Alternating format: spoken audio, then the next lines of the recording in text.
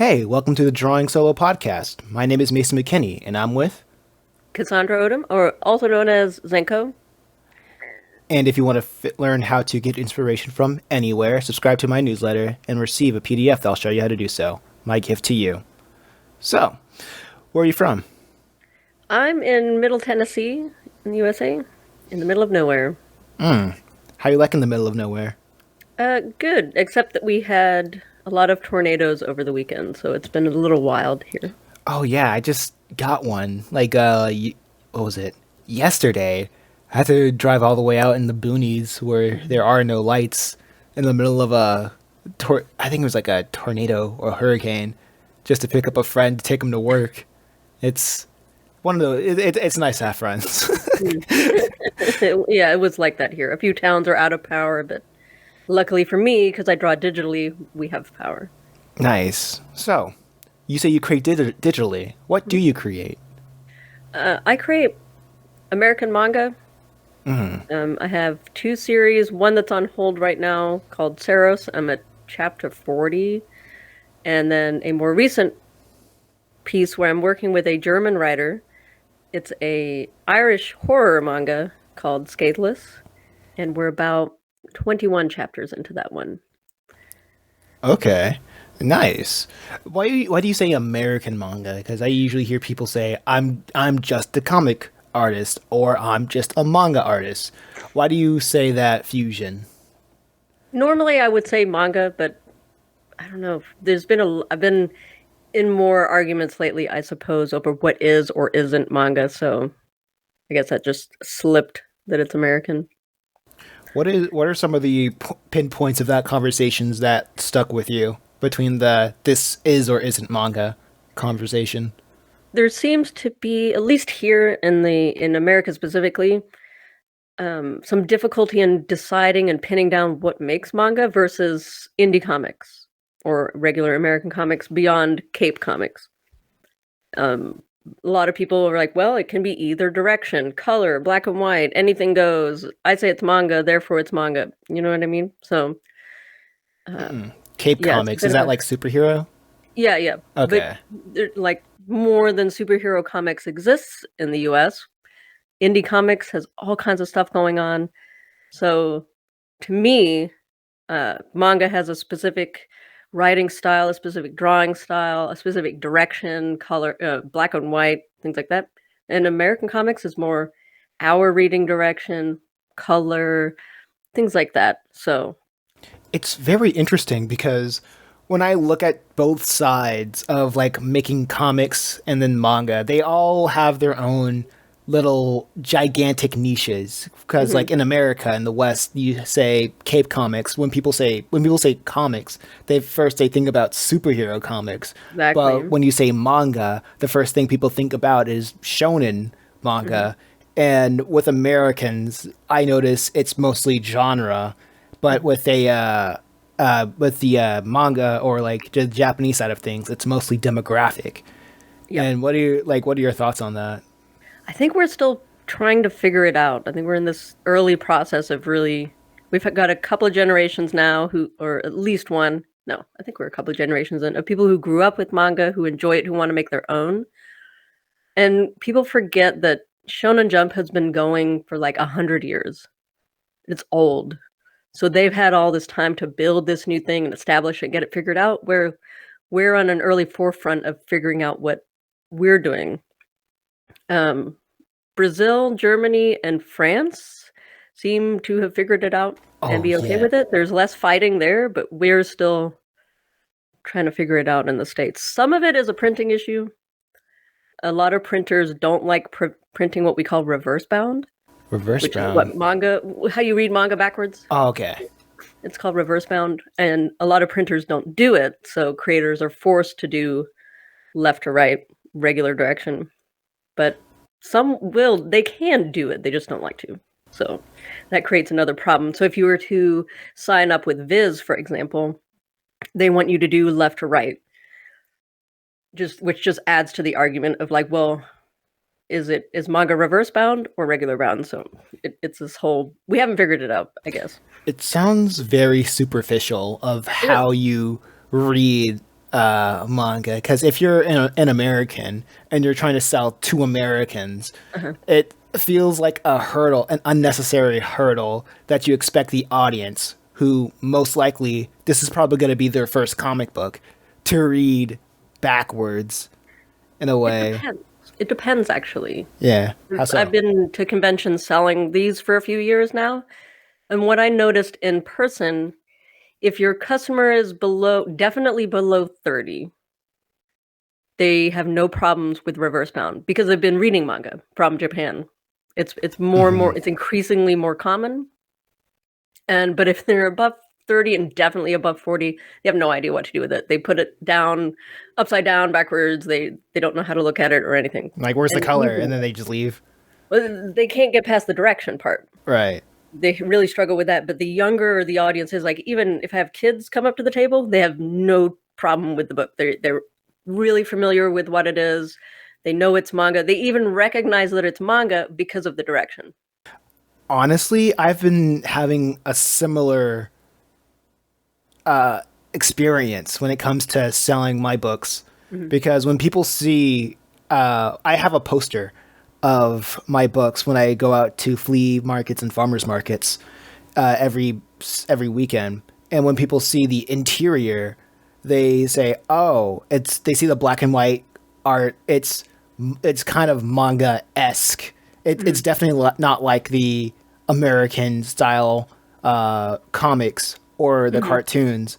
So like people see the character designs, they say, "Oh, this is manga, right?" And it's mostly the older people, the people that's over 40. They are aware of like Hmm. manga, but they usually buy that sort of stuff for their kids. Yeah, I've had And a lot of that too. My niece would love this. yeah, my niece would love. Oh, you make mango? That's You awesome. make a mango. No. Is is this?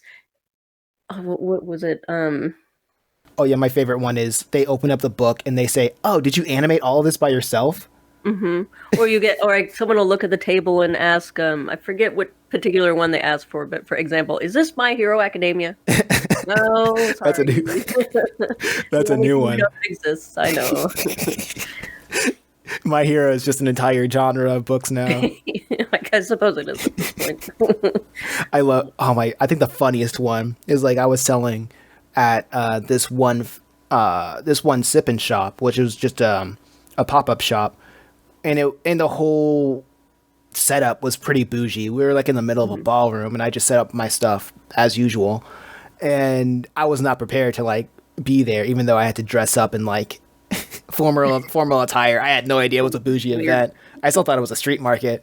And there was like an elderly woman that saw my books, and she said, "Oh, what are you? What is that?" And I was like, "Oh, it's a comic book." And she never knew. She had never heard of a comic book before. That's And I was crazy. like, "This is insane." So she asked me, "What's the history of comic books?" And then I looked at her and I was like, "You expect me to tell you No, the entire history that of was this too bougie medium?" of an event. Oh my god. I'm like, it's crazy. Not a lot of people like people. I think people just strictly think, oh, I'm selling comic books, so I'll only sell at comic cons. But really, not. It's if you have a product, then if you see your books as a product, then you can legit sell anywhere that Absolutely. accepts artisan works. Mhm. So It depends on how much grit you have. yeah, it depends on how much grit you have. I mean, Yeah. I'm not going out and driving like an hour away from my Mhm. house to sell at a market, because Yeah. it's you're probably not going to get as much Mhm. money from vending at comic cons, but because like whole the demographics there are much more broad. I get a whole bunch of young families come to me and they think that my comics are mostly for like picture books, Funny. essentially, and And they're not entirely wrong, but I yeah, totally know they're what you mean. I've done a selection of conventions, local shows, and mhm. like the art crawl and little stuff like that. And it really depends. But Oh yeah. I did one art crawl for 6 months or so and just lost money. Once they started charging, I was like, it's already an hour, 45 minutes to get here. I never sell Yeah. anything, so peace. I just never went back. And so I've not had that luck, and I'm not a great salesperson anyway. Oh man, I would love. Several years ago, like it used to be, I used to do better before the world ended. I did better at shows, and Mhm. because you have to take it, like if you do conventions, you have to take a few years, a minimum of 4 years to sell decently. I would say Like, because how do people you? have to see you a lot and uh then realize that you exist and then realize that they want to spend money and then realize that they have to like hold money so that they can spend it on you, so it takes a while. Yeah, I get you. I get you. How do you pitch your comics and at conventions? I don't remember, and I don't think I had a particular pitch, so to speak. I would just interact with people a lot and then get them to check out the book and was somehow able to convince them to buy it. I would go through a case a weekend at least. An entire And case. That's good. then some people, because you'll always get someone who wants to either tell you their entire life story or their entire epic that they Mhm. want to write that they're never going to write. Oh yeah. So when that would happen, I would just hand them the book physically. There was a while where I made sure to try to get the object in their hand because if they can hold it, people there's like this subconscious thing of taking possession of it, and you're more Mhm. likely to buy it if you're holding onto it. Oh my gosh, I used to do the exact same thing when it came to when I was selling at flea and farmers markets. Like I would like my very first targets were my neighbors at the farmers market, Mhm. and they say, "Oh, what are you doing?" I was like, "Oh yeah, I make my own comic books." I don't like some people. Sometimes it depends on like what audience I'm at. Sometimes when I'm at a bougie place, I say I make a graphic novels. Or There when I you went to go.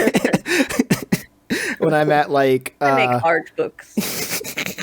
when I'm at like an anime esque environment, I'm like, oh yeah, let check out my own manga. But Mhm. when I'm talking to like regular run of the mill Americans, I'm just saying, Mhm. oh yeah, I make comics.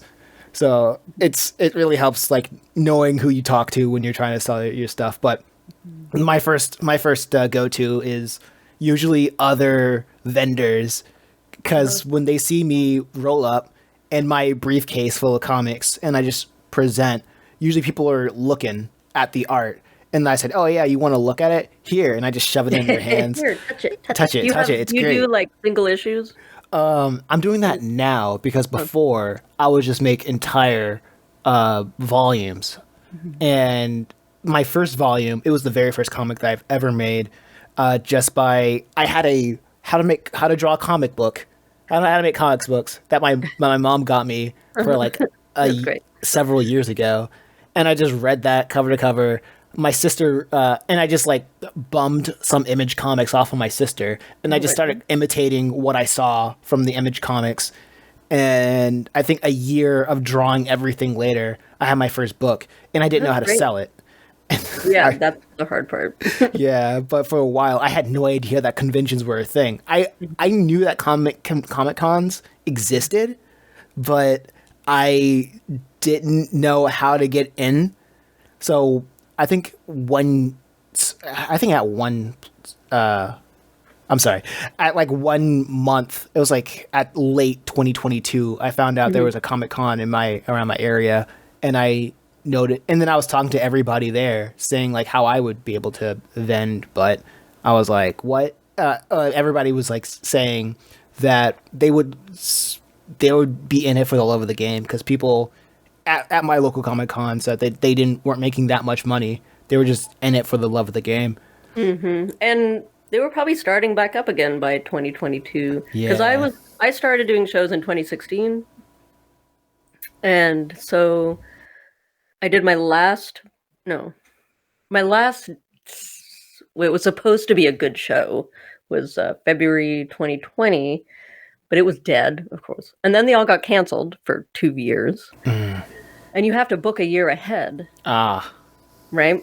So then the process, will you get down? Then the process was of trying to get back in touch and try to figure out when the applications open so that you can get in on time. And I got into a couple where I was a repeat vendor.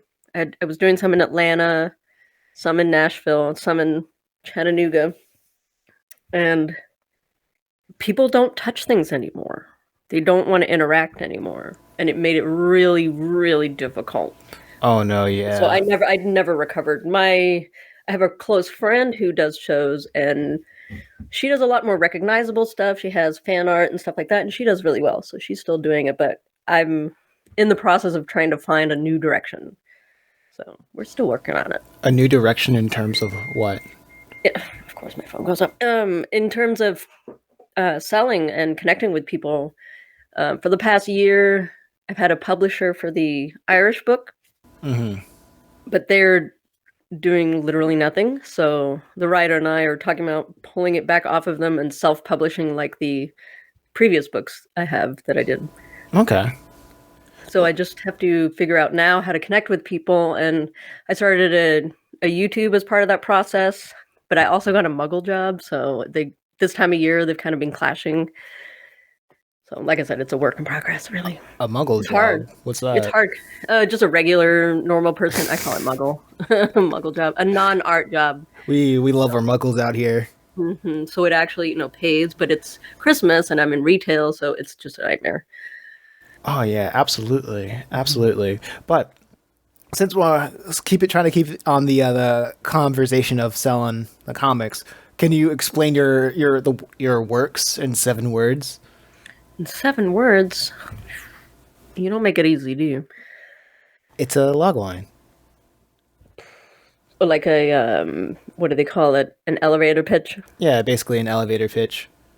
The Irish one is easier because it's an Irish manga written by a German, and what is the tagline? Something like the Irish myths and monsters are awe-inspiring until they're trying to kill you. And then the other book, I haven't worked on it in 3 years, so I'm really not sure. I don't remember. There's myths and monsters, and I don't remember. Is that 7 words? Yeah, I think myths and monsters. Yeah, I'm sure that's sounds like 7 syllables. Yeah, some around that ballpark. Lots of Mesoamerican myths and monsters. There we go. It's a couple more words. Were you the writer on that one? Yeah, that one I did first. Kind of like what you were talking about. You did, where you're like, I don't know how to draw, but I'm gonna make something. I was a painter previously, and I had the same situation right now where I couldn't connect to people, couldn't sell. So I was like, you know what? I'll try stories and IP and stuff like that. Nice. I wasn't really I had no connection to American comics and Cape comics and stuff like that, but I did have exposure to anime and manga, so I decided to go in that direction. This is like an interesting pattern that I notice within a lot of my interviews is that American comics and Cape comics, they just didn't read to a lot of people who are into manga. Why do you think that is? I think they're difficult to get into, but for me, I'm not into like modern stuff, and they're all the same in my opinion. You've just got the same thing going on, and there's 10,000 issues of each. So where do you even begin? Whereas manga, because you've got the single creator going on, you have a lot more stories, a lot newer stories, and a lot of variety. So what do you... Sorry, my cat is... I don't know what he's doing. Shout out to the cats. He is on a roll today. I first got into anime and manga that was had mythology and was a little spooky and had supernatural stuff going on. And you don't get a lot of that in superheroes. So I never took to it. I think there are a good number of superhero or Cape comics that does delve into mythologies and whatnot. I just don't think that the marketing was absolutely there for the lesser comics. And what I'm piecing together from this whole timeline is that Japan has always been this always had like the diversity in terms of like the topics that they want to talk about, and they had several publishing companies that were that knew how to market Hmm. all these different ideas. And also a funny thing, it's I know earlier in the conversation, I need to finish this train of thought that you mentioned Franco-Belgian comics and how Hmm. usually they're not even part of the conversation for the Hmm. most part. Or It's so Brazilian or or Brazilian comic. German, but they just all seem to be getting on with it. Like, yep, this is manga. Okay, let's roll. Yeah, because like now I see a good number of like European comics jumping onto like the manga Hmm. aesthetic Hmm. and ditching the whole Tintin or Yeah. or Asterix or any other Uh-huh. Franco-Belgian comics. I just find that very interesting. That is really May- interesting. And maybe these are maybe something for others. actually find Yeah, really interesting that you kind of pointed at is don't forget manga was inspired by American comics. yeah, That is how absolutely. old American comics are, and some of the same characters too. Is the GIs took it over there during the war, and the Japanese naturally have a very visual language, and they already have cartooning and inking cartooning, so they picked it up really easily and really quickly and kind of ran with it, and then it's grown and grown and grown, and now the baton has kind of been passed back. We're like fumbling it a little bit, but hopefully, I'm hoping in the next, what, 5, 10, 20 years, we kind of get our feet and, things start to come together. And I suppose the more generations we have playing with this and working on it and reading it, that's a whole other issue is readership. I think something will start coming together. Yeah, but like if it came from us, like why have we lost so much ground if it like within this timeline, if it came from us, why have we like lost so much ground to the point where we just didn't really notice anybody else in the lane? And to the point where if the Japanese are making their comics and they and like the individual creators can make a decent living without anybody outside of their country knowing. Same with the European comics. Why isn't it the same? What is your take on why is it not the same in the terms of the American space? I think it's to do with the IP limitation. We have, I mean, the main characters that are running right now have how old is Superman? How old is Spider-Man? We don't have fresh blood. They constantly have fresh blood. Like Shonen Jump, you might have 6 months, then you're out, and they get fresh blood in again. So it's all new and all fresh. Maybe One Piece is the longest runner, but it's only been since just before 2000. So that's really fresh. And they have the single creators, so you have, you know, a person thinking through the story, telling their story with help, versus here we have to you get to pass around, you know, the same parcel, and you kind of have to mess with it, and it creates discord within the character and within readers, and you I think you people have lost readers and fans over that, where you just someone picks up the character and it's like, I'm gonna have my fun with it, and then the Oh reader's like, what the hell yeah, is this, and when it's we there's no it needs it's too old, it's yeah, overused, it's overdone. Something new, it's something new will eventually, I mean, it's crumbling, something new will come, and it's coming, but we're like struggling to build it, and maybe eventually we'll get a combination of indie American comics and manga, like indie American manga, kind of sort of working together. Maybe, I I'm not think you sure. really touched on something that I think you hit the nail on the head with that one when you said things have gotten too old and how many and like too old to the point where you can probably count on your fingers and toes how many different writers have touched like a Batman storyline or several Mhm. Batman or Superman storylines, Mhm. and how people would just get upset where a writer would take a hold of a character and then write him a completely different way Right. than what that character was supposed to be, how what that character is supposed to be. And the easiest, well, I wouldn't say the easiest, but an obvious solution to that is let the old characters do their own thing, and if Mhm. somebody wants to bring something new to the table, bring in a new character. Right, because imagine the scenario you just described where they're trying to do something off the wall with Batman or whatever. What if that creator was able to tell their story through original characters and reach an audience who wants to read it? And then we You'd again have a whole different thing. exactly, but like they know. I feel like Marvel and DC knows this, include like especially Marvel. But like they have the idea and they fumble it, and they go into the whole spider people. Yeah. There's the whole different several universes where you have infinite amount of Spider-Men, where they want to tell new stories, but they don't have the confidence to tell those new stories without attaching some old IP to it. Right, and there's like a couple other things I've noticed in that vein where you do also have kind of like you have indie manga creators who are like, I want to be in Shonen Jump.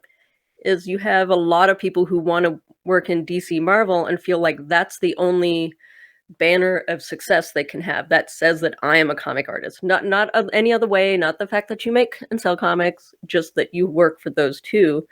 And then readers seem to often have and it's probably just like the advertising for generations now. If you think that if it comes from those big companies, it's legit. If it comes from anywhere else, I'm not going to bother. Oh yeah, I absolutely understand that. When I sell in the market and I see somebody It's with hard. with an anime shirt, they see my poster and they make sure not to look at me because It's hard. they see me as appropriating a culture just because printing a book in color is a little bit too expensive. Oh my god, isn't it though? Yeah, you gotta make do. You gotta make do. I don't like working in color either. Yeah, it's like it's. I prefer black and white. I was actually looking at a handful of comics that I got from a Comic Con recently, and I was astonished by the amount of work, the amount of people or hands. You would see like a comic that has like around like 3 to 5 people's names on it on a single 52 page, 40-page issue, full colors. The interior of it's like nice and glossy, and they're selling it for like $10. And I'm like, something's not adding up because I feel like like something this nice is running you $15 per book to print at least, right? And you're selling this, and if you're not already paying, if the organizer is not already paying 3 to 5 guys before they got on the project, then unless I don't know, like I just can't in my mind fathom how a project like this would be maintainable. Well, that's And why no one gets paid, right? I mean, and this may be where manga is again undercutting the American market. Is the American various comic companies have created comics as a product. You know, like you've got your variant covers, you're encouraged to buy, and collect and increase value, and it's that kind of thing. Whereas if you look at manga, it's printed on the crappiest paper you can find, and right. it's printed in bulk, and you have a tome, just this massive Bible every week, and you read it on the train and then you throw it away. It's about the story, not about the product. And it allows it to be made cheaper and bought cheaper, in my opinion. Yeah, absolutely. It's very interesting how you say like it's in like including the size of it as well. When you look up a manga book, or like I think what was it? What was the dimensions like 8 by 5? Well, the magazines are huge, Yeah, but they okay. shrink down to really tiny, like the pocketbook size, literally pocketbook size. And yeah, you can get. Well, no, 8 by 5 is fairly standard in the U.S., but it's much smaller than that. It's like 6 by something, 4 by 6, really tiny. I mean, I had to bump mine up to A5, which is I think with my first book, Purgatory Academy, I think I had no idea what were the dimensions, so I just took out like an image comic. I had a ruler beside it, and I was like, "Oh yeah, this is I did how the we do same it." thing. Yeah, I collected together a bunch of different manga and measured them all and saw what different because they have different kinds. Like they'll have the digest size, which is the little one that you take on the train, and then they have a limited edition size, which is the A5. So when you get a slightly larger manga that's got a nice cover, and that's more of a collectible. Hmm. But our language is so large. I don't know who decided that every word in the English language is 12 letters long, but you need a bit more space. It makes us feel smarter, and I like I it. guess. Whereas because of the vertical nature of the Japanese language, you can have a smaller book, and the picture, like the kanji and stuff, is more of an image, so it's easier to read smaller Hmm. than Arab than that's easy for you to say than English letters, right? Right. So, like I said, I had to go with the larger size so that you could read the thing Yeah, I because think they with get very small.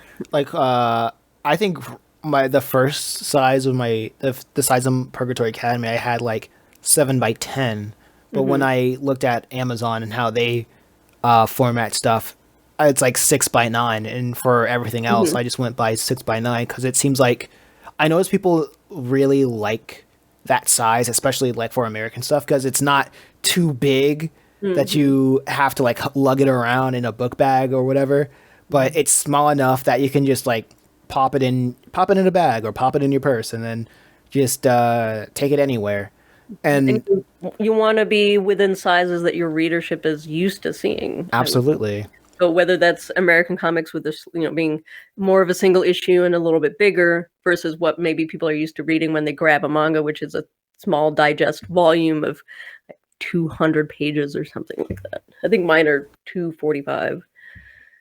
Yeah, since we're talking on the discussion of like getting our book into the hands of the people, what do you think with this new found internet age? What do you think is the purpose of a publisher nowadays? I think they're on their way out, Hmm. really. I think at this point, if you're a publisher, you have to really work with um, your creator. Like either to use, I wouldn't say use KDP because their quality is terrible, but Yes. there's a printer distributor I use called Ingram Spark, Hmm. and they have Ingram Lightning Source, which does books professionally for publishers. Okay, so it's not some little hole in the wall printing out a couple of books with a stapler.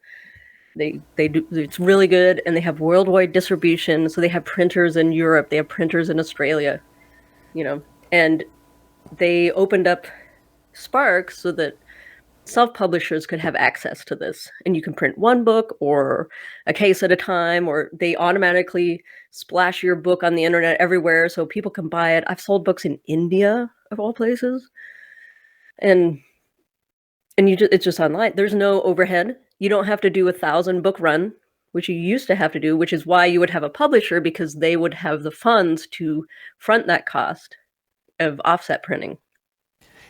And Yeah, I think I might have yeah, to go with and them. so they're Yeah. part of their job, and they're, usually it's in a contract, and they need it to make their money back, is they would push your book, get it in stores, and really work to get it out there.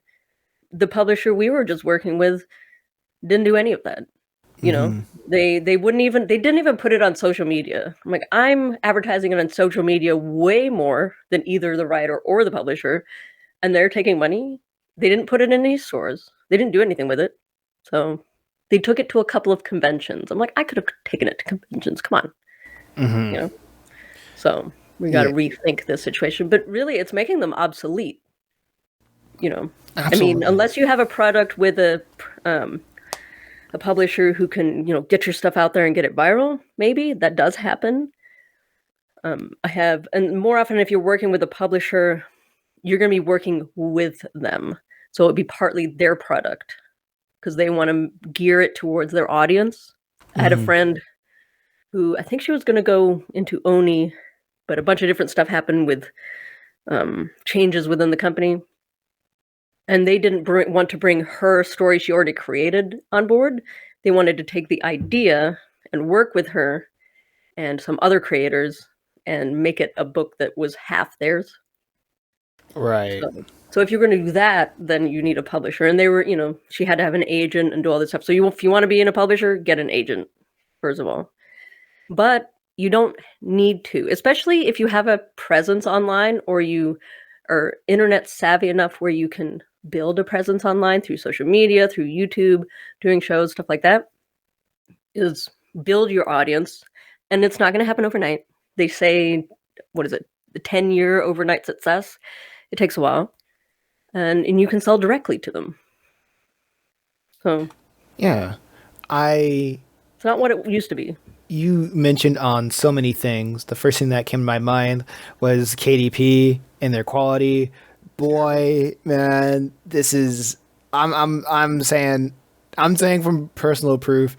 I went with I'm with KDP now, Mhm. and the only cool thing I would say about them is just free shipping if they mess up an order. And now they're messing up orders more often than not. Their print quality is just not that good.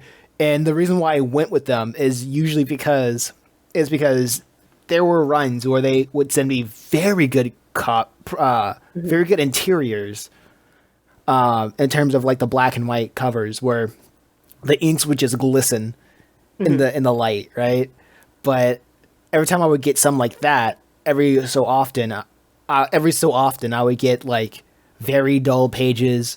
Yeah. There would be like some pages would feel more washed out than others, and it would just the only thing that it was going for it was that it was affordable to go with them. Mhm. Now I'm thinking about going somewhere else. Yeah. We need to talk. We'll get you on Ingram because I've been with them for ever, 2015, 2016. And we had few issues at first because they didn't do reverse bound. So my manuscripts would get caught up in the system and I wouldn't hear from them for months. I'm like, where is it? Where did it go? Because usually it's a few weeks to a month turnaround. I expected a bit more because of the reverse bound situation. And they're semi local to me. They're in Tennessee. And so they had an open house. So I went and visited and got talking to them because they were like, well, why are you with Lightning Source instead of Ingram Spark? Because they moved me over. Lightning Source is really if you have above 30 titles. That's a lot of books. And I only had a couple of books, and it was the reverse bound thing. So we got talking, and it turns out they had a button missing in their operating system. So they updated their OS, added a button, and now you can do reverse bound. That's Great. amazing. And there's no upfront cost. They stopped the title fee. It used to be $50. They don't have one now.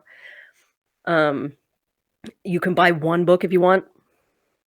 You can buy 30 at a time, or more. You can buy however many you want. They automatically send it up online, so people can order it from Amazon. You don't have to put it up there yourself. The only thing is they always charge shipping. Yeah. It's only the shipping that will kill you. Like a case or two usually cost me $300 to $500 for a case. But if you're at a show where you're going to go through that, it's not so bad. I'm going to. You have to mark your book up. Like my books will cost me maybe $5, and then you mark it up to. I think I marked mine up to 14 or something like that. Yeah, we're marking up higher than 14, girl. Goodness gracious. You can. 14. Well, if it works, it works for you. Yeah, I wanted to keep it within the realm of what people are comfortable with paying for manga. Mm-hmm. Which was anywhere from $7 to $25, and 25 was like the big ones, like Berserk and stuff like that. So I was like, well, I'll go somewhere in the middle and just try to make it up on bulk.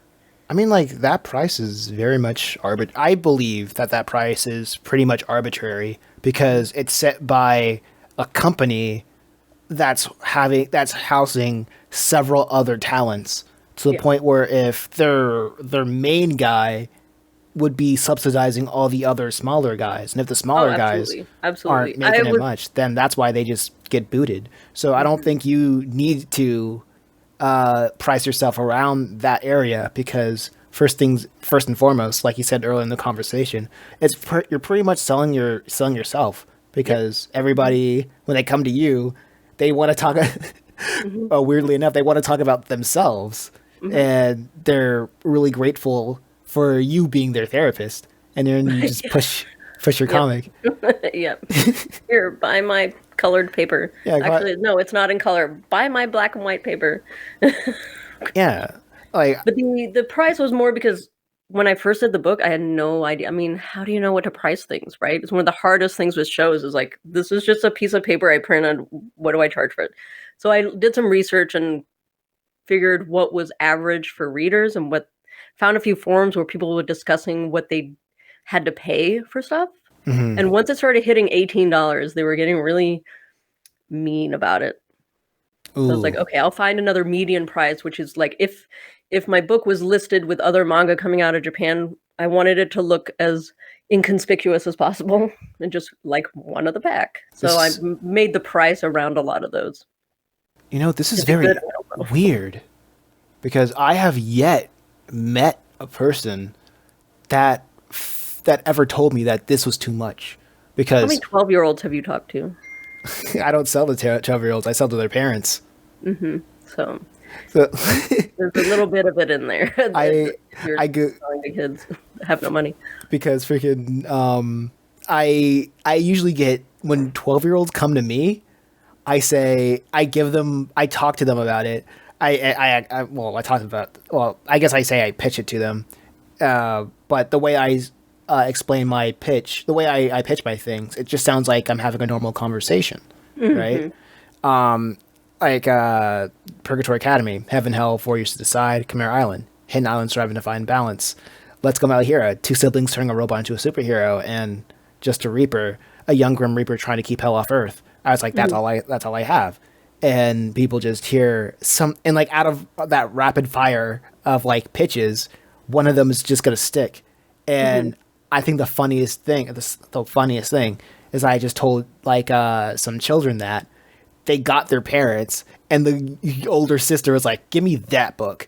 I love it. I love it when that Yeah, happens. It's always good fun. I yeah. had once. I think I was in Charlotte, North Carolina at Heroes Con, and a guy came up and he bought. I was selling him books in packs. Okay, so I would get Hmm. in the moment more money. So I would sell like 3 books, and some. I had some misprint postcards of art and some pins and stuff like that. Bundled it all together, made it $35, which made the books $10 each. But Hmm. whatever. And he goes away. He buys his book, leaves, comes back with his wife and introduces me to his wife and his kid, leaves again, brings a friend who buys a pack and a bunch of other stuff because he had the same name as my main character. So That's always a great that one. was really interesting. It was like, I made a friend. He brought everybody to buy books. Great. That's Please bring amazing. more. It's always a really fun coincidence when you're like talking to a person, they have the same name as a character in your show, in your comic. With me, I have a very specific thing. For one, as of now, as of the current day and current time of what people are listening to this, check the upload date, because I don't want to date myself right now. I currently don't believe that we need publishers right now, and I believe currently that most people are not going to buy my book digitally. I think physical all the way, because people are not going to buy a digital comic. So I price the books how I want to price it. My first book, Purgatory Academy Book 1, it's around like 118 pages. I sell it for plus some bonus content because I love that kind of stuff. I love telling people where I get the idea and some Sure. progress images in the back. And it just rounds out to be like 120. So I just charge that $25. Second book, that one's Like like, a lot. yeah, it's a lot. No, you haven't heard about this one though. Second book, 180 pages plus like 20 pages of bonus content. I charge that for 35. Chimera Island, 70 pages, 20. Wow. Let's Go Metal Hero. I sell it in chapters, so like 20 pages plus some bonus content. That's like 4 more, and that goes for 10. Single pages go for $10. And if anybody says that's too much, I publish everything, all of my stories online for free. Like even like before a chapter is out, it's like you can read segments on them on like literally anywhere that allows me to upload images and categorize them in albums or folders or whatever. I say, if you think that's too much, read it here and tell a friend. And if you like a single story of it, just hit that share button, tell a friend. Yeah. because that's how you that's the best way you can help me out right now. And that way, if people feel like I'm giving them, I'm asking for too much for a physical book, then the tables have turned. That I'm giving them more content, more stories than they asked for, and all I ask in return is just to hit that share button that's free. So And this is what's changing the landscape of publishing, because like there's no gate at all. You can just put your stuff online, people can read it for free, and then pricing is more negotiable because you don't have the overhead of a publishing company, right? You're not having to pay labor or whatever, just printing. And then your price becomes negotiable between you and your customer of what you feel it's worth and what they're willing to pay, and you can make more niche products for them. And it's interesting watching the Japanese companies. What's been happening is the most popular series right now are not coming out of Shonen Jump, the magazine. They're coming out of the online app and going direct to volume. So people are reading them on the app and then collecting the volumes. yeah, like before, the whole landscape was just if you want to find out what the story is about, then you have to You got pay to buy and it. you have to buy it. And if you buy it, you're also helping out the author to fund more chapters, the author and the publisher to fund more chapters of the story that you like. Now it's now everybody just put their gun on a table And and you can read saying, for free. So you yeah, have read it for more free. people potentially reading, and the ones that love it will collect it because Yeah. they want to have a piece of it. They want to. That's why, like, when Kindles and stuff like that came along, everyone's like, "Books are over. Books are gonna go." And books are never going anywhere. No. There's something about the tangible feel of a book that people will always love. And I've even heard that in the publishing industry, there's a rule of thumb standard on book thickness is if you can get your book to be at least 150 pages, there's something about the feel of it that feels substantial enough. Then it doesn't so much matter if you go over that, but 150 pages feels nice and solid when you buy a book, is what I've Yeah. been told. What I've been, yeah, that's a rule to go by. But like through my I should stop saying, but like through my lived experience, it's really Mhm. funny because Purgatory Academy book one is like less than 150 pages, and people usually go strictly for the first book, and I usually have to bundle the second book with the first book so people can get like $10 off. So they won't be spending $60 for two books. I usually have to bundle the first two books together so people can like get them together.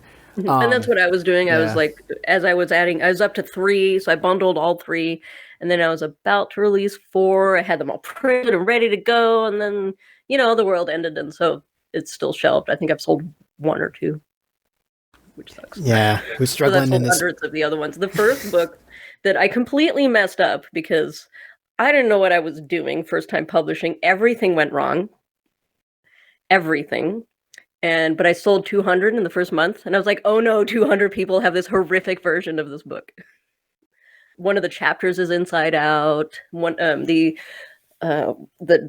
screen tone is all messed up because it got condensed too hard because I had to change the DPI. And not knowing what I'm doing, it just it looks like it looks psychedelic. Failing is the best Great. is the best teacher, I guess. Failure is the best teacher. Yeah, so every so often there'll be someone that I know who I know bought it, and I'll see it on their shelves, and I'm like, oh no. Well, at least it's a dark cover, so it kind of just disappears. That's awesome. So, what do you we're really we're blazing through this. Not blazing through this. I thought we would get through some of these questions, but I guess we've been in deep in conversation. What do you want to see more of in your field? Oh gosh, that's so much. We have 20 minutes Especially as left. we're, in my opinion, Or like 10. like at the early crest of the wave of American manga. I'd like to see more competition for Saturday AM, so which is gonna be really difficult. But more people, and I'd like for us to figure out what we think manga is. That would be nice. I guess, just more of it, which is happening. More. less infighting, more making manga, more releasing it, more better stories, better art, which in some ways is just percentage. You know what I mean? It's just more Mhm. people doing it and getting better at it, more storytelling, better storytelling, more avenues for releasing or opening up. Like Global Comics is doing really well. It's a great. You can put manga up there. They do whatever direction you want. Um, I just like to see us being able to reach readers outside of our own crowd, you know, and sort of breach through a little bit. So we can breach through into people reading Japanese manga and then into the Muggle crowd too. But I Hmm. think it's just gonna be a percentages game. What do you mean by more competition with Saturday AM? Okay. So they're really the only people so far doing a regularly released magazine that's advertised out there. They're selling books. They got a publishing company to start running their books. They were having a horrible time with, I assume, KDP. Shocking, I know. Um, so they got a company to do it. So now they're in like Walmart and places like that. So they're kind of the only ones out there standing for um, quote unquote professional American manga. And Hmm. then there's the rest of us rabble online arguing about it. You know, but Yeah. because of the cost and the dedication and the expense and expertise of putting together a manga or a magazine or something, some way to pull things together to present it to a reading audience to start building that audience beyond Hmm. just the creators themselves is they're sort of doing it, but I feel like we need more variety. Okay. Um, How do but you? like I said, we're in the early stages. I actually tried to do something like that myself, but I was mostly alone and it got too much and I had no money, so it didn't work out. I ran it for about a year and then gave up on it. Yeah, I think everybody should see themselves more as a business instead of people who are willing to sell Mhm. their works Or to other people. maybe if everyone would stop trying to get into Shonen Jump, that seems to be what everybody wants to do. If you're making manga in America, you want to get in Shonen Jump. That's it. Yes, you. I tried to get people to like. I was like, okay, I'll create this platform thing or this magazine, and we can do it, and I'll help you publish, and we'll get out there. Well, I don't want to ruin my chance at Japan, but I want to be in Japan. I want to be in Shonen Jump. So everyone is looking abroad when what is my cat doing? When the audience is here. Like, do you have any idea how tiny Japan is? How small their reading audience is? No, They're but looking like here they're because we've got dedicated. the people. You know what I mean? You want Yeah. to be selling your work here and billing on here because this is where all the pockets are. They're not over there. So with everyone trying to go overseas, we're not going to be able to build an industry here. You know? Mm-hmm. So that would be nice if people would look here at their own country audience instead of trying to get into Shonen Jump, which is very unlikely to happen. I. They've like even Manga Plus, they'll if you win, they'll put that chapter online and that's it. You're not getting serialized or anything like that. They just post your chapter for the month. Mm-hmm. And you get like a little bit of money that'll help you pay your rent, I Yeah. suppose. Well, you can get money anywhere. True. That You is can make so more true. money. That is so true. I respect that. You can go to a gas station and make money. You know what I mean? Yeah, that is so real. I like that. What you said about everybody wanting to go to Japan or Mhm. wanting to be published by Shonen Jump Mhm. is I. It sounds. I want to say it's like an American thing, but it really sounds like uh, a human thing. Because like I want to say like it's very American that we want name brands, but that's just Yeah, it's a people. That's legitimizing. The what yeah. at least what I've noticed is it's the same with wanting to work for Marvel and DC. It's a legitimizing. It's not that they want to make the best story to touch the most people and to move the most people or whatever. They want to have the recognition of being seen by senpai and the stamp of approval that says, yes, this is manga.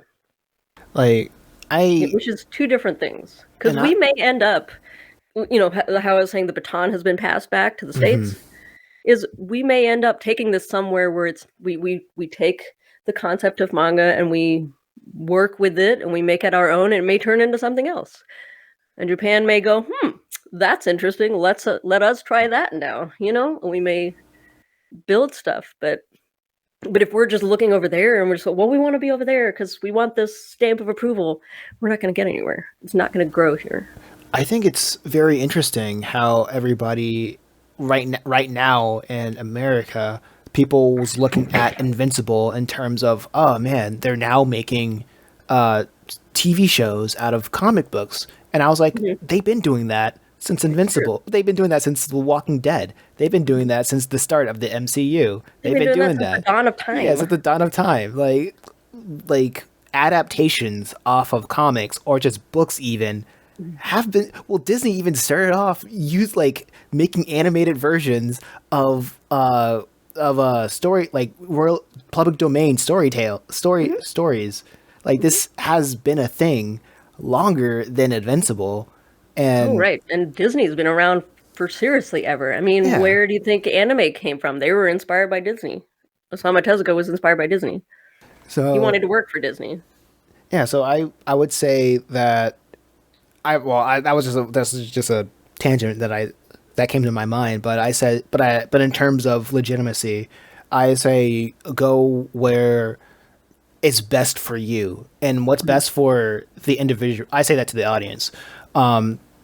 And what's best for you may not be in the bookstores, because I've pushed some of my books onto bookstores and I haven't gotten any calls of anybody saying, oh yeah, you have such and such sales, because in the bookstores, one in the store. Excuse me? I've sold one in a store, maybe two. Yeah. That's it. Like in Barnes and Nobles or like comic book shops? This was just like a local little comic shop. Yeah. I met him at an art crawl, and he was like, hey, I want to carry these. And I gave him 3, and he sold 2. But Barnes and Noble, here's the fun thing with Ingram. Barnes and Noble, for example, if you sold really well, so say you stopped focusing on Japan and doing competitions to try to get over there and just built yourself an audience, if you sell really well, they'll put you in the store themselves. You don't have to ask. They will, because you're automatic. Like, I have books on Barnes and Noble's website. It goes up automatically. And if I, by some miracle, had a solid audience that wanted to read it and they bought a bunch of them, Barnes and Noble will put it in the store. Yeah, it really depends on if it does well for you, because the opportunity will always be there. But what is the reality of, if somebody sees it on the shelf, will they want to pick it up without knowing who the author is? That is that's always like something off in the mystery, and the reality, a reality can be that's not where your target is at the moment. But I think that's why I say it's a percentages game. So because the more I'm online, the more manga directed creators I find who've got their own stories and they're doing their own thing, they're putting it online. And then you've got more people doing all the competitions and just funneling their artwork that way. Because the other thing is, if you send your artwork to Japan, it's not yours anymore, it's theirs. But that's a whole different story. So if all of this energy was focused in on building an American audience, like each person building their audience, then by mass, it sort of creates this industry. And we have like a front together to say, oh, this is this kind of thing. I recognize that. I'll give it a try. And if, stores catch on to that, they start building displays of this one kind of stuff. And, it takes a while. Like, I'm sure when I was in high school 10,000 years ago, when they first started getting manga, the stores, I don't think they knew what to do with them. But now you go in and there's a whole section of the building devoted. I think it's just going to take time and percentages and a lot of people trying to build an audience here and, cross-pollinating audiences and just getting it out there. Absolutely. And it'll hopefully eventually catch on. I don't see how it can't. But if we're only ever focused on the bizarre dream of getting into Shonen Jump, it's never going to happen. I don't think. One more question. Mm. How can the people support your goal? Get building those audiences, I guess. Nice, If that's nice. the goal, you know, maybe think about if you're focusing on Japan, take some time to think about why. Absolutely. If it's just for recognition, find recognition in readers. There's no barrier to entry. You'll grow and improve. If you're like, oh, I'm not good enough yet, doesn't matter. Just do it. Just start getting it out there. There's free places.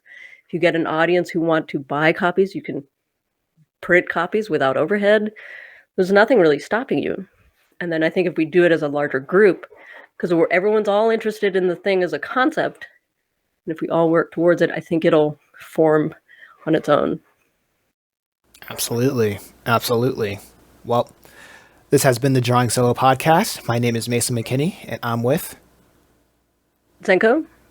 And if you want to learn how to get inspiration from anywhere, subscribe to my newsletter and receive a PDF that'll show you how to do so. My gift to you. Signing out.